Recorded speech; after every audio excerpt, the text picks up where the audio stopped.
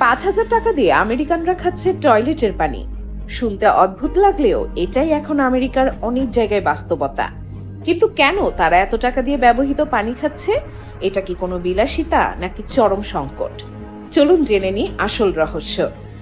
আসলে বিষয়টি সরাসরি টয়লেট থেকে পানি নিয়ে খাওয়া নয়। আমেরিকার সান ফ্রান্সিসকোর এপিক ক্লিনটেক নামের একটি কোম্পানি এক বিশেষ প্রজেক্ট শুরু করেছে। তারা বহুতল ভবনের টয়লেট, শাওয়ার এবং লন্ড্রির ব্যবহৃত পানি বা গ্রে ওয়াটার সংগ্রহ করে সেটিকে রিসাইকেল করছে। শুনে অবাক হবেন, এই পানি থেকে তারা এমনকি বিয়ারও তৈরি করেছে, যার নাম এপিক ওয়ান ওয়াটার ব্রিউ।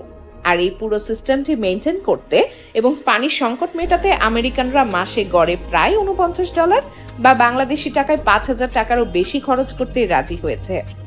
এখন প্রশ্ন হলো, এই পানি কি নিরাপদ? বিজ্ঞান বলছে হ্যাঁ। এই পানিকে 3টি কঠিন ধাপ পার করতে হয়।